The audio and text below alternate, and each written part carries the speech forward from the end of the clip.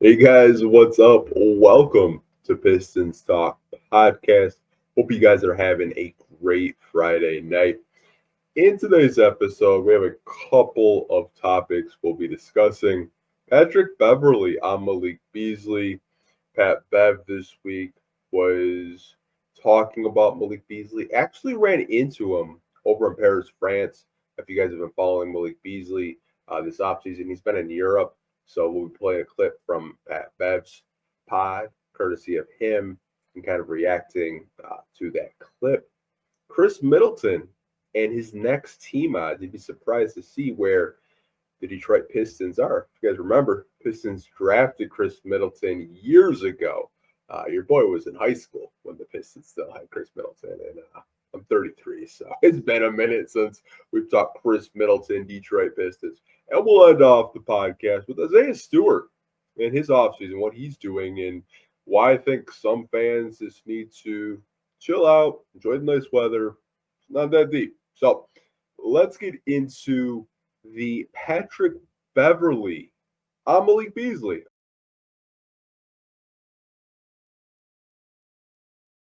Met with them in Paris, talked with them, and Beasley seemed that he was pretty confident that he was going to be on the roster. Now, you can take that, I think, two ways. You could take it, maybe Malik Beasley believes that he could be on the Detroit Pistons this upcoming season. I think that's one way you could take it. Another way you could take it is maybe Malik Beasley does sign with another NBA team. I think for the Pistons standpoint and why you guys subscribe to this YouTube channel, you're Pistons fans, I would like to assume, is Pistons have some wiggle room. They still have a biannual exception at their disposal. They have some veteran minimums, and there's two roster spots open, and they haven't been filled yet as of August 1st, as we're recording this podcast. So maybe Trajan Langdon and the Detroit Pistons bring Bees back on a veterans minimum. You have Duncan Robinson on this roster. You have Karis LeVert. Don't really know rotational wise where Beasley would kind of fit into the pecking order. But, if he gets cleared and these allegations are just allegations, I wouldn't be opposed to, bringing Malik Beasley back on a veterans minimum. I really wouldn't. I don't really think it would hurt. I know some fans are just really turned off by the allegations and the gambling, which happened when he was with the Milwaukee Bucks. I think if you look at the playoffs, maybe some people, assumed that he was point shaving, wasn't, making the same type of shots in the regular season as he was in the playoffs. Like, those are your guys' assumptions. That's what I've heard from you guys, interacting with you guys on social media. But hey, wanted to bring it to your attention, talk about it for a few minutes with you guys. So Beast feels like he's going to be on a roster. Maybe the Pistons, maybe another NBA team. Who knows? We're going to have to wait and see. I'm just dying for preseason. It's 2 months away, you guys. It's October until we get preseason basketball. So we got another 2 months of just itching. I guess I'll enjoy the rest of my summer like you guys. Wanted to transition over to Chris Middleton. Now, a lot of these Vegas odds come out during the summer, next team odds. We discussed Cam Thomas a couple of days ago. Maybe it was last week, if I do remember correctly. These days are just going by so fast. And Cam Thomas was like the number, I think that he had the best odds to be on the Detroit Pistons next because there's like some RFA stuff that him and the Nets are still trying to iron out. Who knows? A lot of these RFAs haven't signed. Like Kuminga rejected $40 million from the Warriors on a 2-year deal. Josh Giddey is still holding out for that $30 million. But I know I'm rambling a little bit. Chris Middleton. Let me circle on back.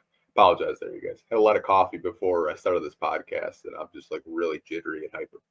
So NBA Central posted this, I believe, yesterday it was, if I do remember correctly. It says the Phoenix Suns are favorites to beat Chris Middleton's next team per Bravada official.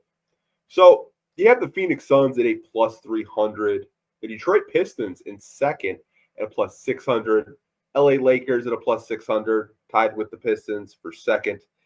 The Miami Heat plus 800, Denver Nuggets plus 900, Los Angeles Clippers plus 1,400, the Milwaukee Bucks, which is kind of hilarious, plus 1,400, New York Knicks plus 1,400, and the San Antonio Spurs plus 1,600. So I did want to discuss and talk about this for a couple of minutes with you guys. Right now, he's on the Washington Wizards. Now, I don't really know what's going to happen in Washington. They just traded for CJ McCollum. They got rid of Jordan Poole and Kyle Kuzma. I'm kind of high on the Washington Wizards this year of being a surprise team in the East. I think Alex Sarr is going to take that next step. I kind of like their core. I like Buck Carrington. I like Kulabali. I think they have some very young, intriguing pieces. As it pertains to Chris Middleton and some of these veterans on the roster, I'm not really entirely sure if they're going to be there for the entire season. It could get to a point where maybe Washington's not winning as much as maybe these vets want them to, and they could request a contract buyout. We just saw this with Marcus Smart. He got bought out by the Wizards, and he signed with the Lakers. Now, it would be a full circle moment if the Detroit Pistons were going to sign a guy like Chris Middleton. It really would. I mean, it's a player you drafted in the second round. Showed a little bit of promise when he did get playing time in Detroit, from my memory, from way back in the day, because it was a long time ago watching Chris Middleton. I mentioned at the top of the podcast, I was in high school when he was playing with the Detroit Pistons. But he did show some potential. I wouldn't be opposed to it. He's a little bit older. He's a vet. I honestly think, you kind of look at the forward depth on this team. I mean, you signed Karis LeVert. You have Ron Holland. You have Sar Thompson. I feel like you could even categorize Duncan Robinson, because I feel like Duncan Robinson could play 2, 3, and some 4 on very small lineups. But I don't really know if the Detroit Pistons are going to be a player for him if he does get a contract buyout from the Washington Wizards. But something to keep an eye on. You never really know what these Vegas has, but more often than not, it's just Vegas bettors. Just play some bets on what they think might happen. If he does get a contract buyout, I don't really know where Chris Middleton would like to go. It'd be hilarious if he went back to Milwaukee, though, after getting traded and then going back. I think that actually would be really damn funny if you do ask me. But it's a summer topic right now, you guys. Dog days of off season. There's not too much to really talk about with you guys, but I did want to discuss it and talk about it on the pod tonight. We're going to wrap up the podcast. We're going to be playing some highlights, actually, some summer highlights. So I know how people get this time of year when they see players in the gym practicing things that they feel like they shouldn't be practicing. So Isaiah Stewart has been posting more workout videos over the past week, and we're going to be playing about 30 seconds of what he's been working on so far. And I'm just going to give you guys my overall opinions on it, because I see a lot of people online that have very strong feelings about what he's practicing. And you know how summer highlights go. I mean, we've done the Andre Drummond stuff for years, but this is what Stu's working on. Enjoy.